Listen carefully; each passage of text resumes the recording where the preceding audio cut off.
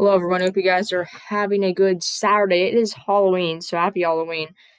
Um, yeah, so we do have more activity in the tropics that we're going to be talking about today.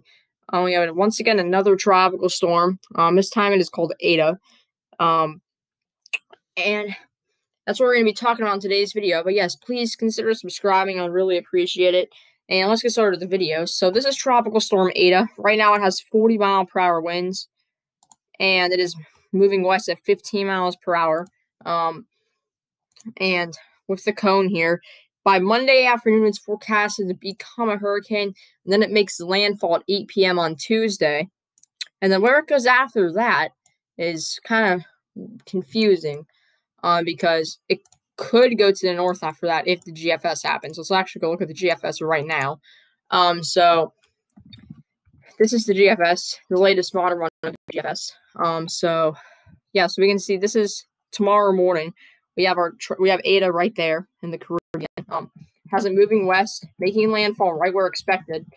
Then it kind of has it right around the coastline for a while, bringing a lot of heavy rain, probably a lot of flooding too, for this area. And then the GFS is this thing doing some weird stuff. It has it moving up north eventually by like a week from today, hitting Cuba as like a strong hurricane.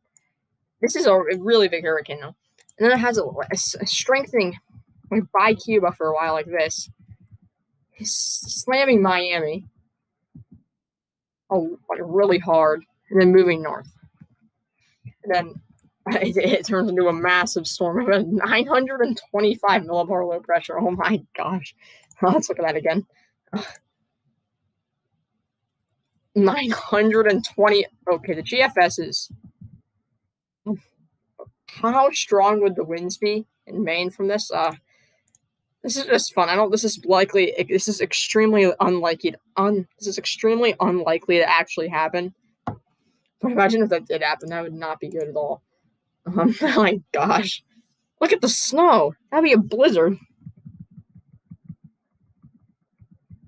Oh my gosh. All right, well. So yeah, the GFS is kind of questionable right now. I don't know if it's going to do that or not. But if it does, that'd be really bad. Yeah, that's just one model though. Don't like actually look at that a whole lot. GFS is not really. It's kind of really weird. Let's look at the Canadian though. The Canadian has this thing doing a little bit more stuff. It has it kind of doing the same thing as the GFS and then hitting Cuba, and then going into the Gulf. So we're gonna have to see what happens after this. Canadian's a little bit more reasonable than GFS. So once it hits land, about a week out, it's going to start heading north potentially. Then it could re-strengthen. Where it does that is kind of uncertain at this time, as this is still pretty far out. Well, let's look at the European model, actually. So European has this thing making landfall. It has something spinning off of it. So this is the actual. Go to lower, though. We're going to use lower dynamics. Let's go to MSLP. So the European has this thing making landfall probably as like a weak hurricane, and then has it going into the Gulf, and has something coming up out of the north of it, and then doing the same thing the GFS and the Canadian have, but not as strong. So it does not. It has like a second system that pops out behind it, that pops up behind our hurricane and makes landfall. So we're gonna have to see what actually happens. It's kind of uncertain. The GFS is this thing going like this, and then like unreasonably strong.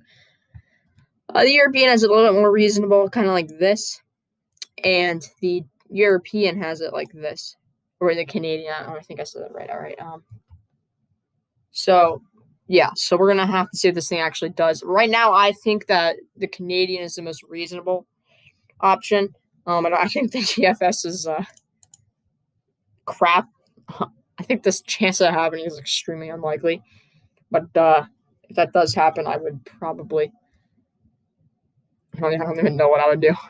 That would be not good for anybody in the East.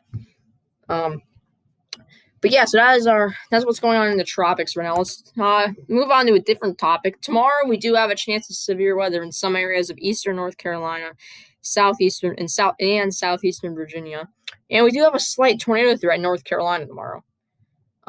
So yeah, let's actually take a look at what's going to happen. So we're just going to be looking at one model today.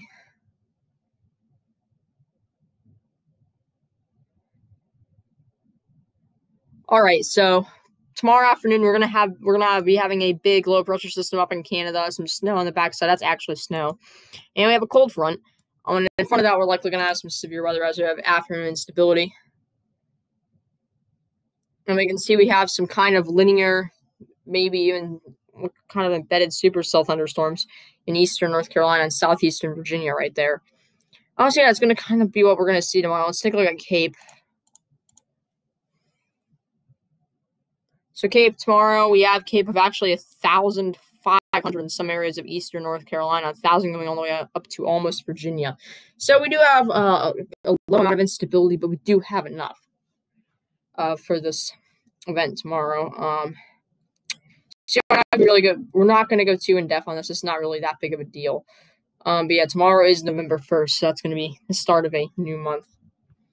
And yeah, we've been posting, or I've been posting every day for I've been posting every day for about 10 or 11 days now. So yeah. Oh yeah. So right now we're just gonna look at what storm systems we could be having in the east or in the whole country right now. We're starting tonight. We're looking at 500 millibar height relative vorticity. We have a lot of vorticity in this area. That's where our low pressure is, and that's where we have a lot of cooler air back there. This is going to be our strong cold front. We see by tomorrow, very strong upper level low in Canada. Very strong downflow. We're going to have a lot of lake effect snow too in the southern side of this. We have a lot of cold air coming around this. We're going to have lake effect snow from this for areas like Cleveland, Ohio, Erie, PA, maybe even Buffalo, New York. This is tomorrow afternoon. We have the cold front kind of in this area. Our surface low, I'm pretty sure, is like probably right there. We have our severe weather in this area, of course. That's our first system. We do have a upper level low in California. Then we have our ridge building across the central U.S. That moves into the east and heats up the east at the end of the week. By the end of the week, we have a really zonal pattern, sort of. GFS, this is Saturday now. We have a big storm system to the west.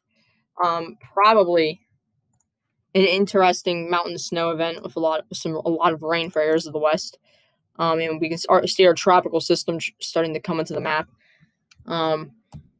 This is kind of far out to sea, but then that kind of moves out into the plains and kind of stays there. Kind of just goes up into Canada. It doesn't really affect the east that much.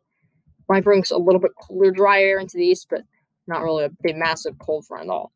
And we'll have to see. That could change. But that'll wrap up this video. I hope you guys enjoyed it. I'll be back tomorrow. But yes,